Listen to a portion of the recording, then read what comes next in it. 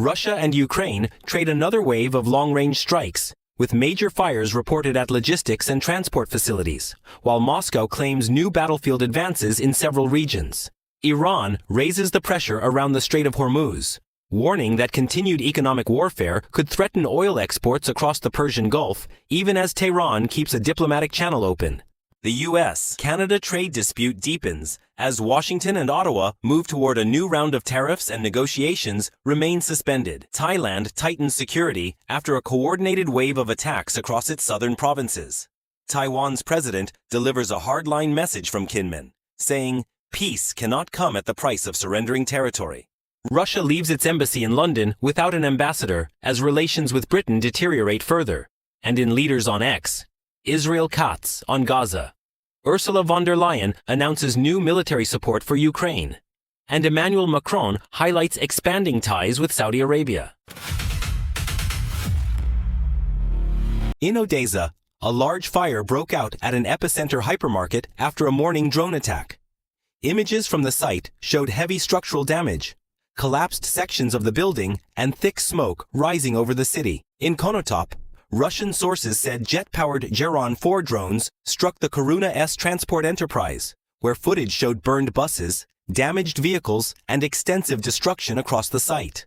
On the battlefield, Russia's defense ministry says its forces captured Dolinka in the Zaporizhia region, Kucherev Yar in Donetsk, and Persha Travnia in the Sumy region.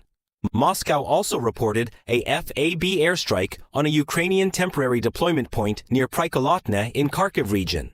Separately, the defense ministry said an Uragan multiple-launch rocket system struck a Ukrainian fortified position and a drone command post on the Dobropilya direction. These battlefield claims have not been independently verified.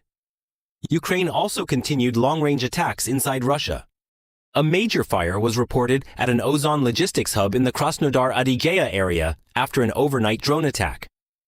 Nighttime footage from Enem and the Krasnodar area showed a large blaze, while later images showed smoke continuing to rise above the warehouse complex. The facility covers roughly 130,000 square meters, according to the source that published the images. The military developments coincided with Ukraine's Independence Day. Nordic and Baltic leaders arrived in Kyiv and pledged continued support. Their talks focused on air defense, protection of critical infrastructure, military financing, and preparations for the coming winter.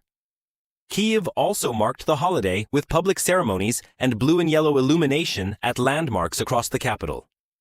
President Volodymyr Zelensky used the holiday to emphasize Ukrainian independence and national strength, and again appealed for stronger air defense support. He also warned that Ukraine must remain prepared for further Russian offensive operations. President Vladimir Putin, meanwhile, warned that future Russian retaliation could target vulnerable sectors of Ukraine's economy, including agriculture and logistics, and said any negotiations would have to reflect what Moscow describes as the realities on the ground. The contrast was clear. Kyiv used the holiday to reinforce international support, while Moscow combined battlefield pressure with warnings that the economic dimension of the war could expand further still. Pressure around Iran and the Strait of Hormuz is intensifying again, with Tehran warning neighboring countries that joining Washington's economic campaign could turn them into parties to the confrontation. Senior Iranian official Mohsen Rezaieh says that if the economic war continues, Iran could prevent oil exports through the Strait of Hormuz and across the Persian Gulf. He also warned that Tehran would regard support by other countries for the American campaign as an act of war. The warning comes as Washington prepares to expand pressure beyond Iranian institutions themselves. Treasury Secretary Scott Bessent has said the campaign will increasingly target foreign banks, companies, and governments that continue buying Iranian oil, moving Iranian money, or providing Tehran with access to international trade. Iran's economy is already under severe pressure. The rial has fallen to around $2 million per US dollar on the unofficial market, while inflation continues accelerating, especially for food. Tehran nevertheless argues that the blockade has failed to stop its exports, and says tens of millions of barrels of oil have still reached foreign buyers. Hormuz remains the central point of leverage. Iraq, whose exports depend heavily on the waterway, is discussing special arrangements with Tehran that could allow Iraqi tankers greater flexibility, while Baghdad also examines alternative export routes. At the same time, Iran is demonstrating that economic pressure is being accompanied by military preparation. Iranian officials say production of several missile and drone systems has increased sharply since the latest conflict, while senior commanders have again toured underground missile infrastructure. Iranian officials are also hardening their public rhetoric.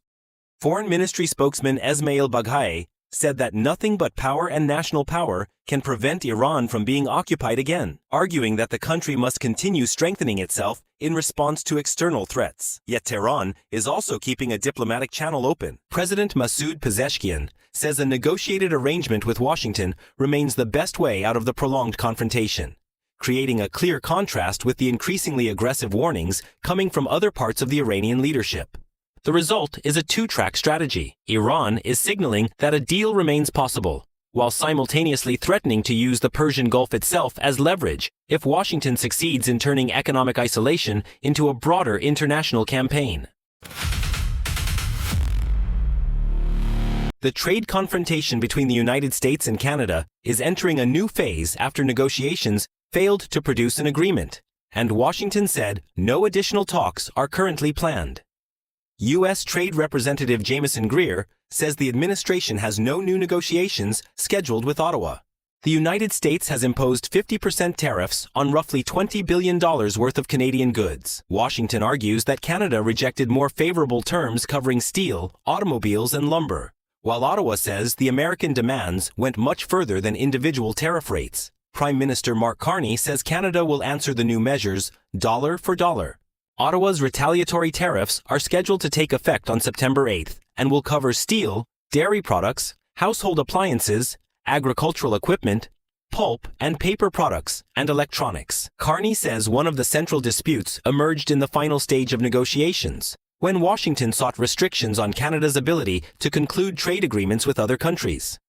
According to the Canadian Prime Minister, the United States also wanted Ottawa to participate in American tariff measures against third countries. Canada rejected those conditions and says it intends to continue expanding access to markets outside the United States. The political rhetoric is also escalating. President Donald Trump said Canada wants the benefits of being a state without being one, while accusing Ottawa of maintaining unfair barriers against American producers. The dispute therefore increasingly goes beyond a conventional tariff fight. Canada is trying to protect key industries while reducing its dependence on the U.S. market. And Washington is using access to the American economy as leverage in wider trade negotiations. With retaliatory tariffs approaching and talks suspended, both sides now face the risk of a deeper disruption to one of the world's largest bilateral trading relationships. Thailand has tightened security across its deep south after a wave of coordinated attacks struck several provinces over the weekend. Authorities initially reported 51 incidents across Narathiwat, Patani, and Yala, involving small bombs, arson, gunfire, and attacks on public infrastructure. Later figures cited by Reuters put the total at more than 70 incidents across 4 southern provinces, including Songkhla. Among the targets were government buildings, vehicles, communications equipment, and a 7-Eleven store in Patani. Explosives also damaged railway tracks in Narathiwat, forcing the suspension of local and long-distance train services. Prime Minister Anutin Charnvirakul convened an urgent meeting with senior security officials as authorities increased patrols and reinforced security throughout the region. Malaysia also tightened controls along its border with southern Thailand following the attacks. No group immediately claimed responsibility.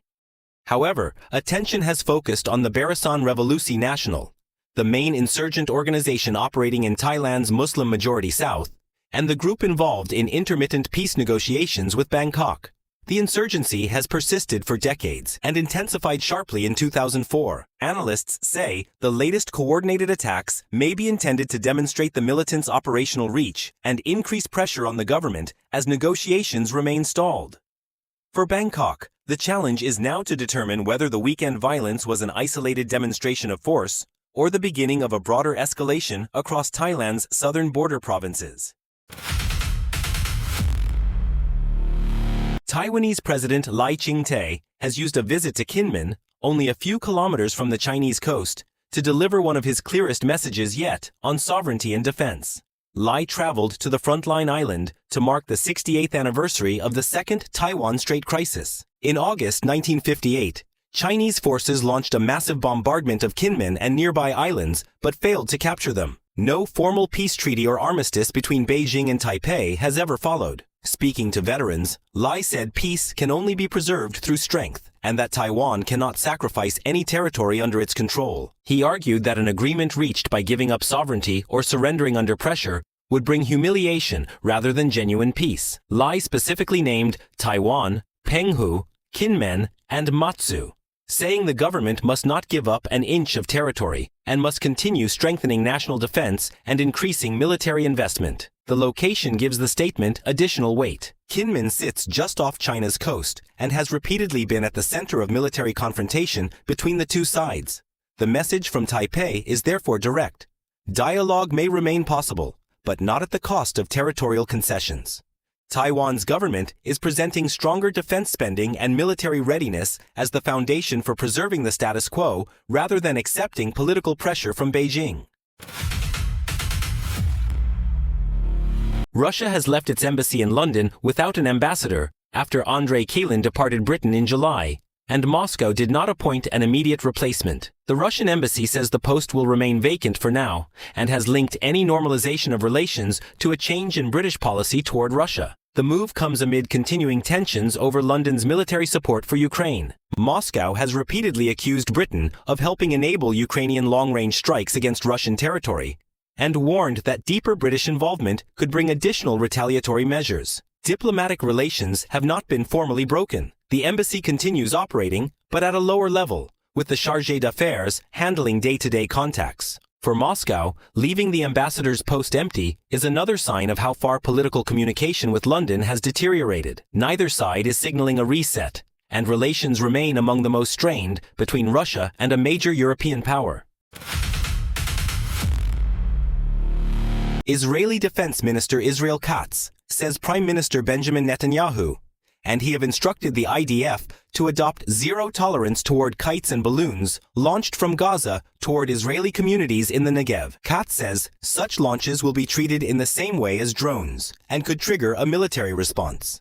European Commission President Ursula von der Leyen says the European Union has approved €6.1 billion for air and missile defense systems, missiles, ammunition, and radars that Ukraine urgently needs.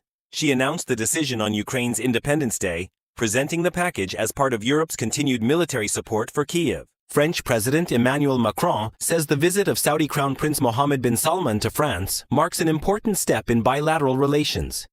Macron says Paris and Riyadh are working together on regional peace and stability while expanding cooperation in technology, investment, and major international projects.